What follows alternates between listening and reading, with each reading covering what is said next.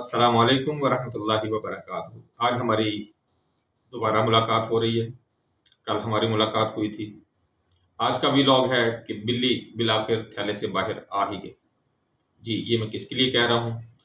Indian वजीर दाखिला राजनाथ सिंह का इंडियन पार्लियामेंट में खिताब, जिसमें पहली दफ़ा गवर्नमेंट की सतह पर इंडिया की हुकूमत ने ऑपरेशन सिंदूर पर पहला बयान दिया जनाब।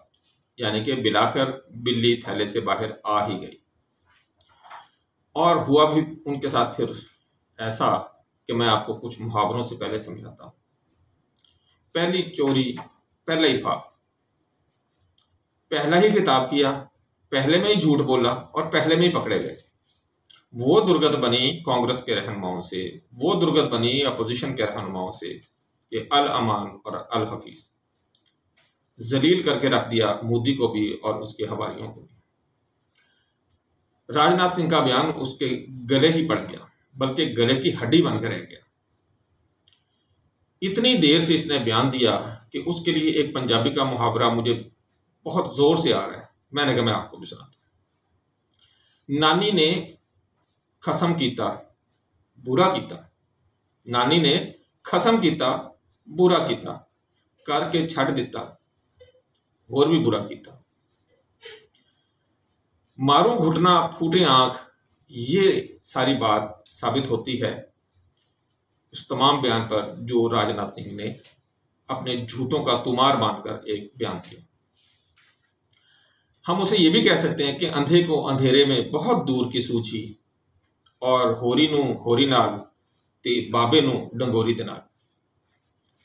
और बीजेपी के रहनुमाओं या मोदी के हवारियों के मुतालिक भी एक मैं आपसे मुहावरा सुन ले मुझसे।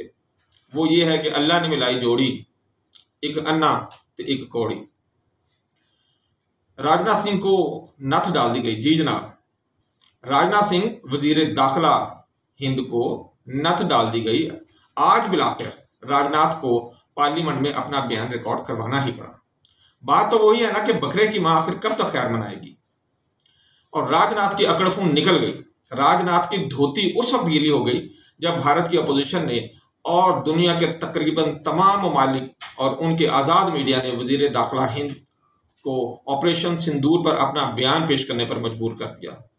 आइए राजनाथ सिंह के बयान का पोस्टमार्टम करते हैं। सबसे पहले तो मैं एक रुबाई जो है, एक छोटा सा शेर, यानी कि रुबाई हम उसे कहते हैं जो चार तो नहीं, दो शेर होते हैं इसमें बेसिकली। बाकी टेक्निकल बातें हैं उनको छोड़ते हैं, सीधा रुबाई की तरफ आते हैं। महाराज जी, महाराज जब से हुए ताराज, जूते खाए भर दिया खिराज, थूकता रहा हर कोई तुझ पर। राजनाथ, मैंने तुझे कहा ये। महाराज जब से हुए ताराज, जूते खाए भर दिया खिराज, थूकता रहा हर कोई तुझ पर, अब ठीक हुआ है तेरा मिजाज। राजनाथ का बयान आपको सुनाने से पहले मैं थोड़ा सा पस मंजर और उसका मकसद बता दूं। वजीर दिफा ने बताया कि ऑपरेशन सिंदूर 6 मई 2025 को पुरहंगाम तरीके से शुरू किया गया। अच्छा जी, जो 22 मिनट की फजाई और ज़मीनी कार्रवाई थी और इसमें 9 दहशतगर्द ठिकानों को दकीक हमलों में निशाना बनाया गया। ये ऑपरेशन पहलगाम हमले यानी कि 22 अप्रैल 2025 के रद्द-ए-अमल में किया गया, जिसमें तकरीबन 25 से 26 सयाह जो मुल्की भी थे और गैर मुल्की भी थे वो हलाक हुए थे। राजनाथ ने अपने बयान को आगे बढ़ाते हुए कहा कि 100 से ज्यादा दहशतगर्दों, उनके ट्रेनर्स और हैंडलर्स को मारते हुए ठिकाने तबाह किए गए, जिनमें जैश ए मोहम्मद, हिजबुल मुजाहिदीन और लश्कर तैयबा जैसी तंजीमें शामिल हैं। ऑपरेशन 22 मिनट में मुकम्मल हुआ। बजाय एक तवील जंग के हमने तो एक बस पैगाम दिया पाकिस्तान को। इसके इस बयान के पहले हिस्से का मैं जरा ऑपरेशन पोस्टमार्टम आपके पास पेश करता हूं। 22 मिनट के ऑपरेशन सिंदूर का जवाब क्या है? ये जो 22 मिनट का खुमार था, राफेल तेरा क्या बीमार था? ये जो 22 मिनट का खुमार था, राफेल तेरा क्या बीमार था? 29 था कि वो 30 था, अला बला था कबाड़ था। ये हुआ तुम्हारे साथ। राजनाथ, तेरे 22 मिनट का जवाब हमने इन 4 फिक्रों के साथ दिया है। कहता है तो मैं दोबारा सुना देता हूं, ये जो 22 मिनट का खुमार था, राफेल था क्या बीमार था? ये जो 22 मिनट का खुमार था, राफेल तेरा क्या बीमार था?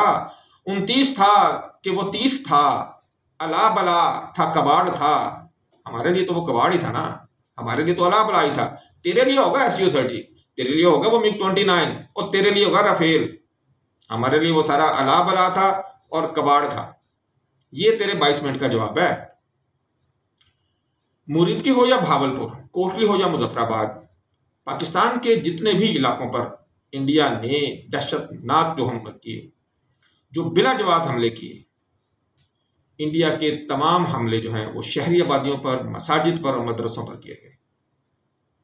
ये कैसे मुमकिन है कि एक आबादी वाला इलाका हो, सरेआम जहां पर तमाम लोग आ रहे हैं, जा रहे हैं, चहल पहल है, बाजार है, रौनक है, उन रौनक वाले पुरहुजूम बाजारों में और पुरहुजूम आबादियों में किसी ने दहशतगर्दों के ठिकाने बनाए हों? Is it possible? क्या दुनिया का कोई भी इंसान इसको मान सकता है?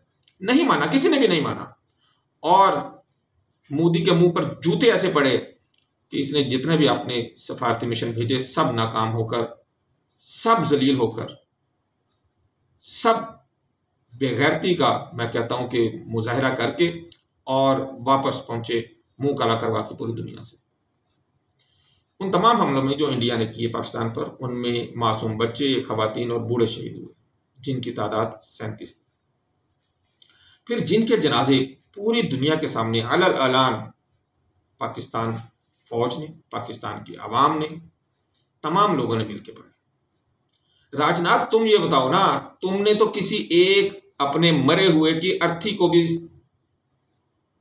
मैं क्या कहूं, क्या तुम गए किसी के जनाजे पे?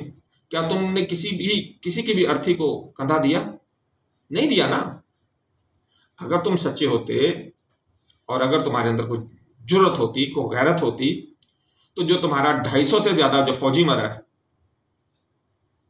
और जो तुम्हारे 25 से 26 सैया वहां पे मारे गए, मारे क्या गए, तुमने खुद मरवाए हैं वो। तो अगर तुम्हारे अंदर को रत्ती भर भी को गैरत होती ना, तो किसी एक के जनाजे में हमें नजर आ जाते। चलो तुम नजर नहीं आए, मोदी आ जाता, अमित शाह आ जाता, जयशंकर आ जाता, वो अजय देवल आ जाता, कोई तो आता, कोई भी नहीं। हम तो फिर आपको यही कहेंगे ना, चल बकरी, तूने तो अपने मरने वालों को भी इज्जत नहीं दी, कोई सम्मान नहीं दिया अपनी मरने वालों को, तू किस मुंह से पार्लियामेंट में आप बोल रहे हैं? ये जो 22 मिनट में राजनाथ सिंह ने ऑपरेशन सिंदूर समाप्त किया है, ये यूं ही समाप्त नहीं हुआ, बल्कि इसके पीछे छुपे हैं भारत के 3 राफेल, एक SU-30, एक MiG-29, एक मिराज 2000 और एक इसराइल ड्रोन की तबाही। ये 22 मिनट में इसलिए तबाह हो गया कि 22 मिनट के अंदर अंदर पाकिस्तान ने तुम्हारे ये 6+1 तैयारे गिरा चुका था। जनाब, तुम्हारी जलालत यूं ही नहीं हुई, 22 मिनट तुम्हारे ऐसे ही समाप्त नहीं हुए और तुम ऐसे नहीं भागे। ऑपरेशन सिंदूर, वो ऑपरेशन सिंदूर नहीं, ऑपरेशन तंदूर बनाया तुम्हारे लिए। जलालत की इंतहा यह है कि मोदी के गुमाश्ते राजनाथ झूठ में मोदी मीडिया को भी पीछे छोड़ गया है और बात करते हुए कहा जो हमारा तो कोई नुकसान नहीं हुआ। और भाई तेरा नुकसान नहीं हुआ तो तुम्हारा चीफ ऑफ आर्मी स्टाफ, अब मैं वो जबान इस्तेमाल नहीं करता जो करनी चाहिए, लेकिन बहरहाल मैं नहीं कर रहा हूं। इखलाकी जवाब यही है कि मैं वैसे ही आपको जूते भिगो के मार लूँ, मुझे इसके कि मैं अपनी जुबान भी गंदी करूं। चले आगे आता है ये पॉइंट, मैं फिर बताता हूं कि जो तूने कहा कि तेरा कोई नुकसान नहीं हुआ और तेरे चीफ ऑफ आर्मी स्टाफ ने उसके खिलाफ क्या कहा है। फिर राजनाथ साहब ने अपने बयान को जब आगे जारी रखा, ये 22 मिनट वाले बयान के बाद, तो उन्होंने कहा जी फैसला रुक गया। राजनाथ ने वाजे किया कि किसी गैर मुल्की दबाव की वजह से ऑपरेशन नहीं रोका गया, बल्कि उसे रोक दिया गया क्योंकि तमाम सियासी और अस्करी अहदाफ हासिल कर लिए गए थे। लानत तेरे थे, यानी कि जितनी मार खानी थी पाकिस्तान से खा ली और अब मजीद क्योंकि गुंजाइश नहीं है, लिहाजा पूरी दुनिया में जलील व रुसवा और अपनी इज्जत गंवाने के बाद मजीद जिल्लत रसवाई और बेइज्जती की ज़रूरत बाकी नहीं रही, लिहाजा राजनाथ ने यह कहा कि अब ऑपरेशन रोक दो, हमारी जितनी होनी थी वो हो गई है। राजनाथ ने कहा कि पाकिस्तान ने शिकस्त तस्लीम की और जंगबंदी की तजवीज़ दी। कमाल है भाई तेरी, कमाल है। हाय हाय। राजनाथ ने कहा कि पाकिस्तान ने शिकस्त तस्लीम की और जंगबंदी की तजवीज़ दी, जिस पर भारत ने यह जवाब दिया कि ऑपरेशन पॉज्ड है। अगर मुस्तकबिल में पाकिस्तान ने कोई मुहिम की तो ऑपरेशन दोबारा शुरू किया जा सकता है। एक तो राजनाथ, पहले तो था महाराज, अब तो हो गया महाताराज। महाताराज राजनाथ सिंह साहब, ये मुंह और मसूर की दाल, ये वाला मुहावरा आप पर और आपकी गवर्नमेंट पर पूरा उतरता है। तुम पाकिस्तान पे हमला करोगे और पाकिस्तान तुम्हें कहेगा कि रिक्वेस्ट करेगा कि जंगबंदी करो, और छितर हमने तुम्हें मारे, मुंह के साथ साथ मुंह की दूसरी साइड भी हमने तुम्हारी बिगाड़ दी, और कहते हो तुम हम तुम्हारे लिए, हम तुम्हें रिक्वेस्ट करेंगे जंगबंदी की। औकात यह है कि 10 मई को जब मार पड़ी तो ट्रंप के पास भाग गए, और उसके लिए मैं सिर्फ यही कहूंगा, देखा जो मार खा के ट्रंप सरकार की तरफ, महाताराज साहब, देखा जो मार खा के ट्रंप सरकार की तरफ अपने ही पड़ोसियों से मुलाकात हो। हाँ जी, पाकिस्तान से मुलाकात हो, वहां देखा ओए अगत यही बैठे ने। और बात करते हैं आपके पाकिस्तान ने जंगबंदी की तजवीज़ दी। पाकिस्तान ने आपको जंगबंदी की तजवीज़ ये दी थी कि इतनी मार काफ़ी है या चलाएं दूसरा राउंड, तो समझ आई। हाँ, पाकिस्तान ने कहा था, हमारे डीजीएमओ ने आपको जो कॉल की वो पहले की, और वो पहले 10 मई के हमले के बाद की, और उस हमले के बाद पाकिस्तान के डीजीएमओ ने आपके डीजीएमओ को ये कहा, महाताराज इतनी काफ़ी है या मजीद आपको डोज और दी जाए। बजाय आपने हमारे साथ यस या नो करते दौड़ के ट्रंप के गोद में जगह बना ली। हमने कहा चलो यार कोई बात नहीं, पड़ोसी हैं, ये गलती हो गई है, माफ कर देते हैं। और फिर इतनी ही तुम्हारी औकात थी, पाकिस्तान ने तुम्हें कहा था तो फिर तुम खुद क्यों नहीं जंगबंदी का ऐलान करने के लिए आए, और ट्रंप को क्यों आगे आना पड़ा? 4 चीजें माने हो तुम जंगबंदी पे, और आहिस्ता आहिस्ता तुम ये बातें भी अपनी कौम को बताओगे। वो 4 बातें मैं नहीं अभी बता रहा, अगले इंशाल्लाह व्लॉग में बताऊंगा कि वो 4 चीजें कौन सी हैं, और जो तुम एक एक करके चारों चीजें पूरी करोगे। हाँ जी, ट्रंप मोदी से अब तक 27 बार से ज्यादा बेइज्जत हो चुका है। जब भी ये कहते हैं ना कि हम ट्रंप का इसमें कोई ताल्लुक नहीं है, अगले दिन ट्रंप कह देता है कि हाँ मैंने करवाई है, भारत के कहने पे करवाई है। लख लानत ताड़े थे। राजनाथ का बयान को अगर और आगे लेके चले तो फिर उसने एक तीसरी बात की कि पाकिस्तान की जवाबी कार्रवाई जो मिसाइल, ड्रोन और रॉकेट पर मबनी थी, भारत के इलेक्ट्रॉनिक वारफेयर, काउंटर ड्रोन और S-400 की वजह से नाकाम रही। कमाल है भाई तेरा, कमाल है। और किसी भी फौजी असासे को नुकसान नहीं पहुंचा। सारी दुनिया महाताराज राजनाथ सिंह साहब, महाताराज राजनाथ सिंह साहब आप पर हंस रही है, बल्कि थू थू कर रही है,